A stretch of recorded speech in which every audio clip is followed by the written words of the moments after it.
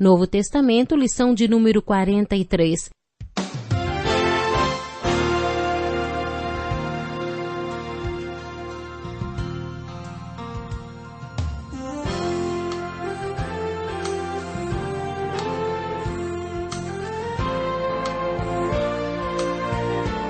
Vivemos em um mundo onde a onda de terror e desastres tentam roubar a nossa paz, onde o mal sempre está tentando prevalecer. Mas vemos pela palavra de Deus desde o Antigo Testamento que o cuidado de Deus para com aqueles que o temem e o buscam é muito real e permanente. Fique atento a mais um programa Encontro com a Palavra. Aqui apresentamos a palavra de Deus como resposta a todas as mais difíceis questões da vida. Agora com você, Pastor Edson Bruno.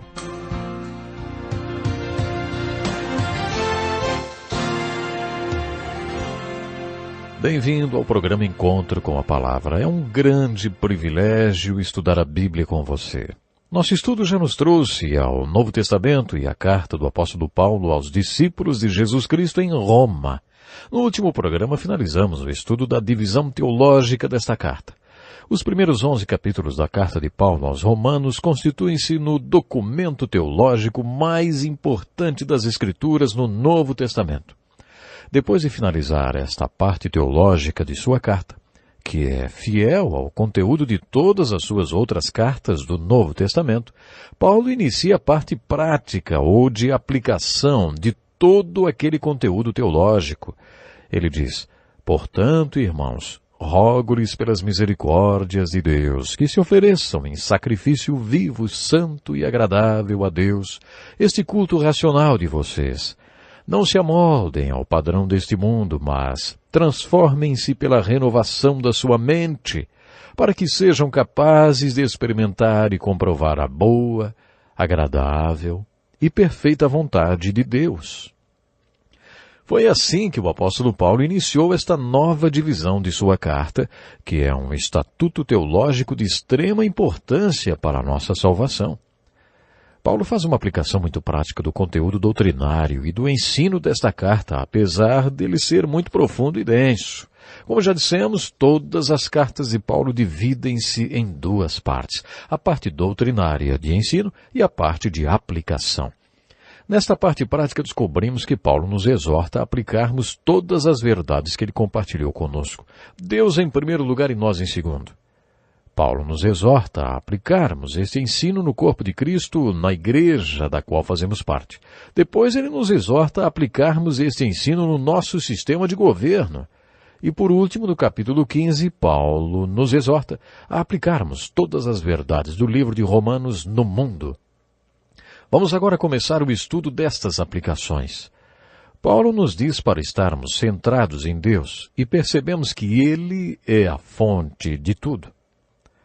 Deus é o poder por trás de tudo, e a glória de Deus é o propósito de tudo.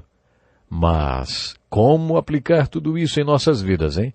Descobrir qual é a boa, agradável e perfeita vontade de Deus é resultado de todo o ensino de Paulo nesta carta. Além de falar sobre a vontade de Deus para nossas vidas no capítulo 12, Paulo também tem muito a nos ensinar sobre os dons espirituais. Ele listou vários dons, e na sua carta aos Coríntios deu mais detalhes sobre esse assunto. Mas, se você comparar os dons que Paulo citou nessa carta e aquele citado na carta aos Coríntios e na carta aos Efésios, vai concluir que a lista toda tem cerca de 20 ou 21 dons. É importante que saibamos que todos esses dons são realizados pelo mesmo e único Espírito. Isso quer dizer que a maneira como o Espírito Santo trabalha no mundo é derramando dons espirituais sobre o povo de Deus. Quando o servo de Deus descobre qual o objetivo do dom que lhe foi derramado pelo Espírito Santo e se prepara e usa esse dom, o Espírito Santo pode começar a trabalhar e operar através dele. Quando Paulo, no capítulo 12, fala dos dons espirituais para ensinar, pastorear e pregar, ou para administrar e cuidar do rebanho, ele também apresenta um princípio e diz assim: como cada um de nós tem um corpo com muitos membros e esses membros não exercem todos a mesma função, assim também em Cristo nós formamos um corpo, e cada membro está ligado a todos os outros. Isto quer dizer que precisamos um dos outros. No capítulo 6 de Atos, vimos a diferença entre os dons espirituais, pastorais e os práticos. As pessoas com o dom espiritual prático cuidam da administração da igreja, e aquelas que têm o dom pastoral dedicam-se exclusivamente à oração e à ministração da palavra. Você está lembrado do momento em que ocorreu esta separação de trabalho na igreja de Atos? Deus abençoou aquela decisão. Não importa qual seja o seu dom, busque desenvolvê-lo para que você possa se juntar a pessoas com dons diferentes do seu. Se você possui o dom de ensino, dedique-se totalmente a ele e não queira fazer o trabalho de administração. Se você é o pastor da igreja ou um professor da escola bíblica, da escola dominical, saiba que outras pessoas dentro da igreja são dotadas do dom para cuidar dos negócios da igreja. Cuide de desenvolver o seu dom de ensino e de exercer aquilo para o que foi capacitado. Os outros exercerão aquelas atividades para as quais também foram capacitados. Isso quer dizer que alguém tem os dons que você não tem. Isso também quer dizer que você precisa dos seus irmãos e irmãs em Cristo e que eles precisam de você. Esse esquema funciona muito bem. No capítulo 12 de Romanos, Paulo nos exorta a aplicarmos todas as verdades ensinadas nesta carta na nossa igreja, ou onde nos congregamos como parte do corpo de Cristo. Neste capítulo, Paulo está dizendo: agora vamos colocar o amor em prática. Não estou me referindo ao amor fingido. Não estou falando desse amor só de palavras. Vamos praticar o amor verdadeiro entre nossos irmãos. Por isso precisamos ser verdadeiramente puros. Faça secar aquela parte em você que é má e desenvolva o que é bom. Vamos buscar um verdadeiro arrependimento no corpo de Cristo. O arrependimento tem uma parte muito importante dentro do ensino das Escrituras. Como pecadores que somos, como já aprendemos no início da carta aos Romanos, teremos sempre momentos de arrependimento. Nesta divisão prática do capítulo 12, Paulo afirma assim: ninguém tenha de si mesmo um conceito muito elevado do que deve ter, mas, ao contrário, tenha um conceito equilibrado, de acordo com a medida da fé que Deus lhe concedeu. A humildade é uma virtude cristã sempre bem cotada entre os apóstolos. Paulo demonstrou isso nesta passagem do capítulo 12. Depois, Paulo falou sobre unidade. Hoje em dia, o ecumenismo, ou movimento ecumênico, tem sido muito comentado. O ecumenismo é a ideia de reunir em uma só denominação todas as religiões. Uma das ideias que sustentam o ecumenismo é o fato de que todos fazemos tudo do mesmo jeito. Isso pode ser uniformidade, mas não significa unidade. Às vezes nos fixamos no fato de que ninguém crê em nada mesmo e, portanto, fica mais fácil unir o mundo. Ninguém mais acredita no que acreditava antes e por isso fica fácil unir todo mundo. Mas o ecumenismo do qual Paulo fala nessa carta, esse é um ecumenismo verdadeiro, baseado no fato de que todos somos membros da mesma família, todos somos um em Cristo e membros de uma única família. Quando Paulo disse, dediquem-se uns aos outros com amor fraternal, ele se referiu à afeição verdadeira que existe entre irmãos. Vamos viver em harmonia uns com os outros? A seguir ele disse, compartilhem o que vocês têm com os santos em suas necessidades. E Paulo ainda cita a hospitalidade como um dom espiritual. Hospitalidade significa mais do que ser hospitaleiro. No original grego significa buscar ou perseguir as pessoas com amor. Essa é uma parte muito prática da aplicação de Paulo. Paulo falou também sobre ter uma mesma atitude uns para com os outros. Nunca lhes falte o zelo, sejam fervorosos no espírito, sirvam ao Senhor. O apóstolo Paulo sabia quais eram as suas prioridades e por isso servia ao Senhor com zelo. Acho que tem muita gente que diz, já fiz milhões de coisas, mas não levei nenhuma delas a sério. Tentamos fazer um monte de coisas e acabamos não fazendo nada. Foi isso que Paulo quis dizer com nunca lhes falte o zelo, sejam fervorosos no espírito, sirvam ao Senhor. Depois Paulo falou sobre ter a motivação verdadeira, sobre testemunho, oração e fé. Eu não disse que a aplicação que Paulo fez era muito prática, apesar da parte de ensino ser teologicamente muito densa. A partir do capítulo 12, a carta de Paulo aos Romanos torna-se muito prática. A aplicação do Evangelho nesta carta enfatiza a vida cotidiana. No capítulo 14, Paulo fala sobre como podemos aplicar as verdades da carta aos Romanos no corpo de Cristo, do qual somos membros. Você já deve ter ouvido que viver com os santos no céu será uma glória, mas viver aqui na terra com aqueles que conhecemos aí é outra história. Neste capítulo descobrimos que Paulo nunca tinha ido à igreja em Roma, mas conhecia as pessoas daquela igreja e sabia que havia muita discussão entre seus discípulos. Aquelas discussões sobre alimentação, assunto muito importante entre os cristãos da igreja primitiva, estavam em alta por lá. A questão era saber se os gentios deveriam manter a lei judaica em relação à alimentação ou se os judeus convertidos ao cristianismo deveriam continuar das leis de Moisés referentes à comida. Isso virou um problema sério quando gentios e judeus passaram a conviver na igreja. Eles tinham que chegar a um consenso para poderem conviver uns com os outros. Também havia discussões quanto a guardar o 7º dia da semana. Os judeus acreditavam que o sábado deveria ser separado para a adoração a Deus e para o descanso. Deus falou através dos 10 mandamentos que queria um dia do nosso tempo. É importante perceber que os apóstolos que eram judeus trocaram o dia do Senhor de sábado para o 1º dia da semana, quando o Senhor ressuscitou, e o chamavam de Sabat, mesmo não sendo mais o sábado. Este era um dos motivos de discussão. Foi a ressurreição de Jesus Cristo que levou os apóstolos a trocarem o Sabat para o 1º dia da semana.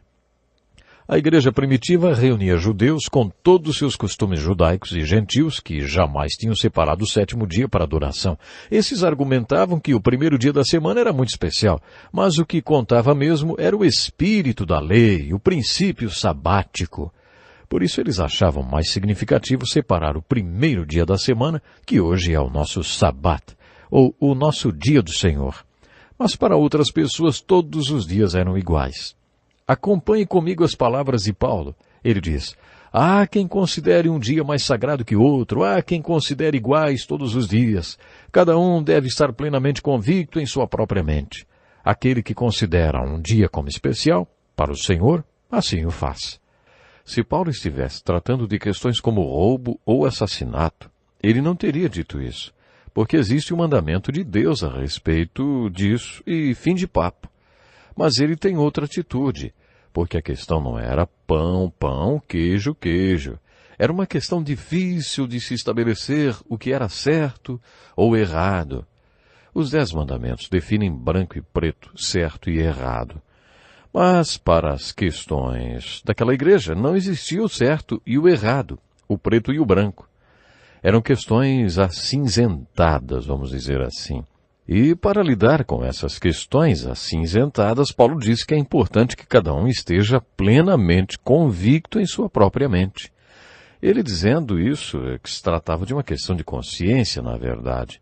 A consciência é aquela voz interior que diz isso é certo ou isso é errado. De onde vem a consciência? Na maioria das vezes, a consciência é resultado daquilo que aprendemos. A consciência é uma resposta condicionada.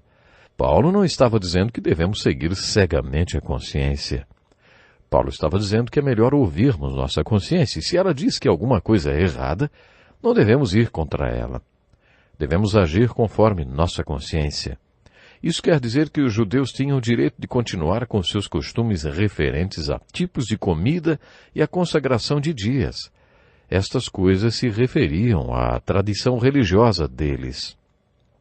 Paulo vai um pouco além do capítulo 14 de Romanos, quando diz que cada um deve estar plenamente convicto em sua própria mente. Existe uma diferença entre consciência e convicção. A convicção é o resultado da maneira como o Espírito Santo convence você sobre o certo e o errado. A convicção não é uma questão do que ensinaram para você. A convicção é o resultado daquilo que você acha que o Espírito Santo está lhe convencendo. E sabe, o Espírito Santo não convence todo mundo da mesma maneira. A gente acha que é isso que ele deveria fazer. É por isso que, se temos convicção de alguma coisa a respeito destas áreas acinzentadas da vida, montamos um livrinho com todos os pode e não pode e anunciamos para todo mundo. Aqui está a lista dos pode e não pode, e todo mundo tem que obedecer. Não é isso que Paulo nos mandou fazer. Por um lado, Paulo diz: como alguém que está no Senhor Jesus, tenho plena convicção de que nenhum alimento é por si mesmo impuro, a não ser para quem assim o considere. Para ele é impuro. Ao mesmo tempo, ele também diz: é melhor não comer carne, nem beber vinho, nem fazer qualquer outra coisa que leve seu irmão a cair. Paulo também tratou da questão da consideração pelo irmão. Em outras palavras, ele reforçou o conceito de que ninguém é uma ilha, ninguém vive só para si mesmo, nem morre para si mesmo. Por isso devemos ter consideração com outros em tudo que fazemos. Nunca podemos esquecer que o que fazemos pode afetar outras pessoas. Eu estudei numa escola evangélica que não era permitido tocar um certo tipo de música que eu gostava muito. Eu tinha muitos discos daquele tipo de música que eu queria ouvir, mas havia uma regra que dizia que eu não podia fazer aquilo. Eu achava aquela regra ridícula e ouvia meus discos do mesmo jeito. Havia 5 dormitórios no alojamento e, numa noite, um dos colegas me chamou no corredor. Ele perguntou: no que você fica pensando quando ouve esse tipo de música, hein? Eu respondi: sei lá, eu penso na minha casa, no meu cachorro, nas minhas coisas. Ele disse: quer saber o que eu penso quando você toca essas músicas? Aí ele me contou que antes de ir para a escola, para aquela escola, ele tinha vivido uma vida totalmente longe de Jesus, experimentando de tudo que o mundo pode oferecer. Mas, naquele momento, ele estava estudando numa escola evangélica para ser pastor e ouvia o mesmo tipo de música daquela velha época. A mesma música que me fazia pensar na minha casa, fazia aquele rapaz lembrar da vida que ele queria esquecer, da velha vida. Então ele me disse: eu gostaria que você tivesse consideração por mim e pelo esforço que eu estou fazendo para esquecer aquele tipo de vida que eu levava. Sabe, depois daquela conversa, eu não precisei mais de nenhuma regra me proibindo de tocar aquela música. Eu simplesmente parei de tocar. Eu parei de tocar não por causa da regra, mas em consideração ao meu colega. Depois que eu soube que ele estava tendo problemas porque aquela música o fazia lembrar da vida que ele queria esquecer, da velha vida que ele tinha levado, eu decidi que não precisava mais da regra. E nem daqueles discos.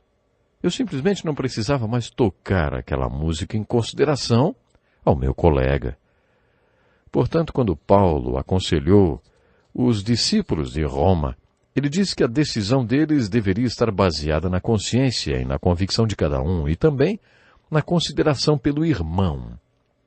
Mesmo que seu irmão esteja errado, mesmo que baseado na sua consciência e convicção, você não vê problemas em algo que seu irmão considere errado, de acordo com Paulo, mas a questão não é mais do que é certo ou do que é errado. A questão é, você ama ou não ama o seu irmão, hein? A sua atitude não pode causar a queda dele. Você deve fazer de tudo para que seu irmão cresça e se fortaleça na fé. Preste atenção no conselho de Paulo para resolver aquelas discussões. Se o seu irmão se entristece devido ao que você come, você já não está agindo por amor. Por causa da sua comida, não destrua seu irmão. Por isso, Paulo estava dizendo que a solução daquelas discussões e divergências deveria estar baseada também no amor. Nos capítulos 12 e 14, Paulo falou muito sobre como aplicar todas as verdades contidas nesta carta dentro do corpo de Cristo. No capítulo 13, Paulo fez a aplicação dessas verdades no relacionamento com as autoridades, isto é, com o governo. Todos os discípulos devem entender muito bem qual é a relação deles com o governo, com as autoridades. Você está lembrado do que Jesus disse quando foi interpelado a respeito do pagamento de impostos? Deem a César o que é de César e a Deus o que é de Deus. Com isso aprendemos que Deus nunca nos pedirá aquilo que é de César. Não teremos nenhum problema com isso. Mas, algumas vezes, César nos pedirá aquilo que é de Deus, e aí não poderemos satisfazê-lo. Em outras palavras, existe tempo de obediência civil e tempo de desobediência civil. É importante que o discípulo de Jesus esteja pronto para saber se posicionar nessas situações. Digamos que você hoje não esteja satisfeito com o governo em algumas questões. Muita gente não está, não?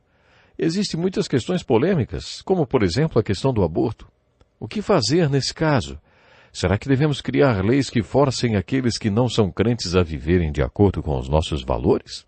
Muita gente acha que sim, mas não é assim que se resolve o problema. Não podemos esperar que pessoas que não temem a Deus tenham valores espirituais. Essas pessoas têm valores humanísticos e não espirituais. O que podemos esperar delas? Na grande comissão, Jesus ordenou: vão e façam discípulos. Ele não disse: vão e criem leis para que todos vivam como cristãos. Só que tem muita gente pensando assim. Como discípulo de Cristo, sua atitude em relação às autoridades é muito importante. É por isso que em Romanos 13, Paulo diz que as autoridades ou o poder legislativo são enviados por Deus. Não há autoridade que não venha de Deus. E aqui Paulo estava falando dos soldados romanos e diz que se você quer livrar-se do medo da autoridade, então você deve praticar o bem. E a autoridade vai enaltecer você, inclusive, pois ela é serva de Deus para o seu bem. É serva de Deus, agente da justiça para punir quem pratica o mal. Paulo ainda afirma no capítulo 13 de Romanos que existem a ira presente e a ira futura de Deus. Agora, na dimensão atual, existe uma expressão da ira de Deus que vem através dos agentes da justiça. É por isso que o ímpio não vive solto para fazer tudo o que lhe vem à cabeça, impedindo que outros vivam em paz e que tenham uma vida ordenada. No capítulo 13, Paulo estabelece qual deve ser a nossa relação com o governo e com a parte do governo que redige e põe a lei em prática. Segundo as Escrituras, pastores e ministros pregam sobre a lei de Deus, mas os poderes legislativos também são servos de Deus porque aplicam a lei de Deus. É Deus quem diz que tal coisa é certa ou errada. A origem da lei está em Deus, por isso o agente da justiça tem Deus como origem da sua autoridade. No capítulo 15, o apóstolo Paulo se revelou para nós e nos mostrou o que ia no seu coração. Paulo tinha todo mundo no seu coração, e isto está claro no capítulo 15. Em Atos vimos que Paulo tinha uma obsessão para ir para Roma, mas no capítulo 15 de Romanos, ele falou sobre a Espanha. Visto que há muitos anos anseio vê-los, planejo fazê-lo quando for à Espanha. Sua visão ia além de Roma. Ele estava contando com o apoio dos romanos para que pudesse ir à Espanha e alcançar aquele país com o Evangelho.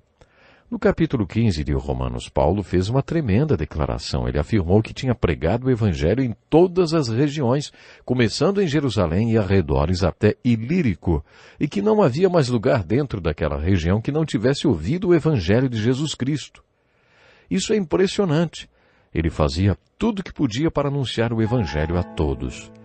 O capítulo 16 revela como o coração de Paulo estava voltado para o mundo. Ele tinha o Evangelho no seu coração e a visão para alcançar o povo perdido deste mundo.